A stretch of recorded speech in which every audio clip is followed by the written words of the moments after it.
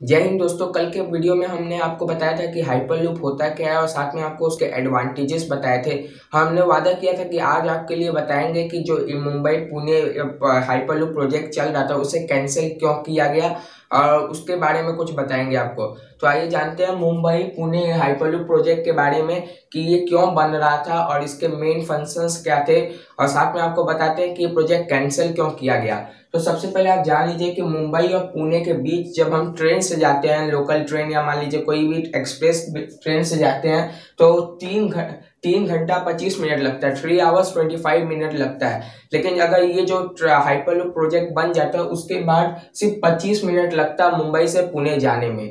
तो ये बहुत ही अच्छा था। और इसके साथ दोस्तों अनुमान ये लगाया गया था कि 15 करोड़ पैसेंजर हर साल मुंबई से पुणे आएंगे जाएंगे। तो 15 करोड़ पैसेंजर की आवाजाही रहेगी मुंबई और पुणे के बीच में अगर हाइपरलूप प्रोजेक्ट बन जाता है तो इससे सरकार को बहुत ज्यादा फायदा होता है कि 3 घंटा 25 मिनट की जो दूरी है उसे 25 मिनट में हो जाता है, क्योंकि हाइपरलूप की स्पीड बहुत ज्यादा तेज होती है। और दूसरी बात कि 15 करोड़ पैसेंजर आते जाते रहते हर साल, तो इससे सरकार को बहुत ज्यादा पैसा मिलता है। इसी कारण से देवेंद्र फडणवीस जो उस समय महाराष्ट्र के सीएम थे, मुख्यमंत्री थे, उन्होंने जुलाई 2019 में इसे बोला कि आप अप्रूवल दे दिया और बोला कि आप मुंबई से पुणे में हाइपरलूप प्रोजेक्ट को स्टार्ट कर लीजिए। और फिर जुलाई 2019 में इसका काम धीरे ही सही लेकिन शुरू हो गया था।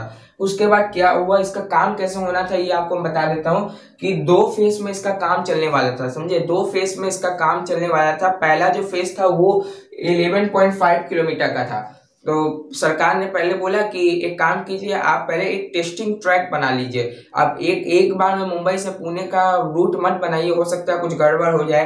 पहले आप टेस्ट कर लीजिए। 11.5 किलोमीटर का एक टेस्ट बनाया गया था गांजे से ओजार्डे के बीच में। ये दो शहर जो है गांजे और ओजार्डे, इनके बीच में टेस्टिंग ट्रैक बनाया गया था हाइपरलूप का। बनाया नहीं गया था, बनाने वाला था 11.5 किलोमीटर का, ताकि यहाँ पे टेस्ट हो जाए कि कैसा चल रहा है। और अगर ये टेस्ट सही हो जाता तो फिर 117.5 किलोमीटर की दूरी कवर कर दी जाती, जिससे हम मुंबई से आसानी से पुणे पहुंच जाते। यहाँ पे तो हमें समझ में आ गया कि किस तरह से हम अपने ये हाइपरलूप प्रोजेक्ट को अंजाम देने वाले थे, कैसे बनाने वाले थे।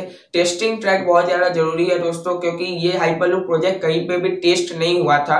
पहली बार इंडिया में बनने जा रहा था, और जब इंडिया जैसे देश में जहाँ इतनी सारी आबादी है, वहां पे एक छोटा टेस्ट कर लेना चाहिए कि ये सारा प्रोजेक्ट सही से चल रहा है कि नहीं। तो उसके बाद दोस्तों यहाँ पे एक बहुत ही अजीब काम हुआ जब उद्धव ठाकरे की सरकार आ गई। उद्धव ठाकरे मतलब बीजेपी की सरकार चली गई और फिर शिवसेना की सरकार आ गई। बाद में बीजेपी और शिवसेना के बीच में दरार हो गया, तो अलग हो गई दोनों पार्टियां। तो उसके बाद क्या हुआ कि इस प्रोजेक्ट को कैंसिल कर दिया गया, और ये कैंसिल का स्पीच दिया था अजीत पवार ने, जो इस समय फाइनेंशियल मिनिस्टर भी है महाराष्ट्र के। उन्होंने ये बोला था कि ये जो प्रोजेक्ट है इसे हम कैंसिल करने वाले हैं। कैंसिल क्यों कर रहे हैं? क्योंकि ये जो प्रोजेक्ट है हाइपरलूप प्रोजेक्ट है, दुनिया भर में कहीं पे भी स्टार्ट नहीं हुआ। पहला मुंबई में ही हो रहा था, तो महाराष्ट्र में हो रहा था, माफ कीजिएगा। तो उन्होंने कहा कि पहले काम कीजिए, 10 किलोमीटर का कहीं इंडिया में कहीं और टेस्ट करा के आइए। 10 किलोमीटर का कहीं और ट्रैक बना दीजिए किसी भी 2 शहर के बीच में, और वहां पे टेस्ट करके आइए कि सिस्टम सही से चल रहा है कि नहीं। बाद में पता चला कुछ हो गया, गड़बड़ी आ गया, तो हमको ही सब कुर्सी से हटा दें। यहाँ पे क्या होता है ना, नेता लोग को, चीफ मिनिस्टर लोग को कुर्सी से बहुत ज्यादा प्यार रहता है, और वो और उनको हर समय ये डर बना रहता है कि कहीं ऐसा हम कोई काम ना कर दें कि हमारी कुर्सी चली जाए, जो अच्छी बात है। लेकिन यहाँ पे अजीत पवार ने रिस्क नहीं लिया। अगर वो चाहते तो यहाँ पे 11.5 किलोमीटर का गांजे से ओजार्डे के बीच में टेस्टिंग ट्रैक बना सकते थे, लेकिन यहाँ पे अजीत पवार ने सीधा अनाउंस कर दिया कि हम इस प्रोजेक्ट को कैंसिल कर रहे हैं, और हम इस प्रोजेक्ट को स्टार्ट उस समय करेंगे जब इंडिया के कहीं और जगह पे या तो दुनिया में कहीं पे भी 10 किलोमीटर का टेस्टिंग ट्रैक करें और हाइपरलूप को चला के दिखाएं। अब दोस्तों आइए समझते हैं कि इस प्रोजेक्ट को कैंसिल क्यों किया गया, उसके जो हाइपरलूप है इसका डिसएडवांटेज क्या है। अब ये दोनों बात आपको अब पता चलने वाली है। तो दोस्तों इसका सबसे बड़ा जो कारण था प्रोजेक्ट को कैंसिल करने का, वो था लो कैपेसिटी। आपने डेटा देखा जिसमें मैंने आपको बताया कि 15 करोड़ पैसेंजर एक तरफ से दूसरी तरफ जा सकते थे। ये सरकार को बात समझ में नहीं आई, क्योंकि ये देखिए दोस्तों थोड़ा अलग ही है। क्योंकि आपको बता दें ये मुंबई से पुणे हर साल 15 करोड़ पैसेंजर जाना इम्पॉसिबल था, क्योंकि इसकी जो कैपेसिटी होती है हाइपरलूप के अंदर जो पॉड चलता है उसकी जो कैपेसिटी होती है वो काफी कम होती है।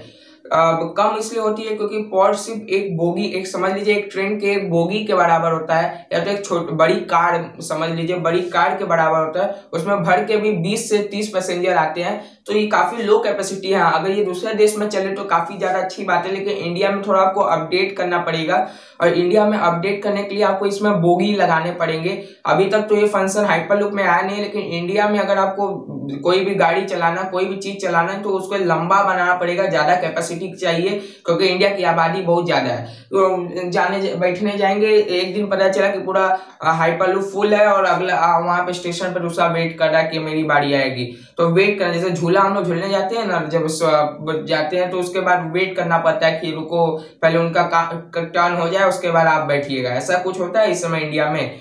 लोकल ट्रेन में ऐसा है कि जिसको मन करता है वो ट्रेन में बैठ जाता है, लेकिन इसमें ऐसा नहीं है। 20 जन की कैपेसिटी फुल, आगे आप नहीं जा सकते। इसमें थोड़ी ना आप लटक के जाएंगे, मर जाएंगे, पता ही नहीं चलेगा। और दोस्तों इसका दूसरा सबसे बड़ा डिसएडवांटेज है कि अब दोस्तों ये जो हाइपरलूप है ये पूरी तरह स्टील से बना रहता है, स्टील से बना रहता है। आपको बता दें ट्रेन का ट्रैक भी स्टील से ही बनता है, उसके अंदर कुछ मिला दिया जाता है, जिंक मिला दिया जाता है, जिससे वो मोटा आयरन जैसा लगता है। कि ये जो स्टील से बनता है, स्टील का एक बहुत ही ज्यादा एक्सपेंशन की प्रॉपर्टी है, थर्मल एक्सपेंशन हम लोग कहते हैं। टेम्परेचर ज्यादा होते ही थर्मल एक्सपेंशन होने लगता है, फैलने लगता है। और ये जो पूरा स्ट्रक्चर पूरी तरह स्टील से बना रहता है, तो यहाँ पे मेंटेन करना काफी ज्यादा मुश्किल हो जाता है। हम महाराष्ट्र जैसे एरिया को जब देखते हैं तो वहां पे ज्यादा गर्मी पड़ता है, और जब बहुत ज्यादा गर्मी पड़ता है तो जो सेंट्रल महाराष्ट्र का रीजन है, जैसे पुणे के साइड में बहुत ज्यादा गर्मी पड़ता है, उससे थर्मल एक्सपेंशन बहुत ज्यादा हो जाता है। मतलब जो ट्रैक है वो बहुत ज्यादा एक्सपेंड करता है, जिसकी वजह से इसको मेंटेन कर पाना बहुत ज्यादा मुश्किल होता है,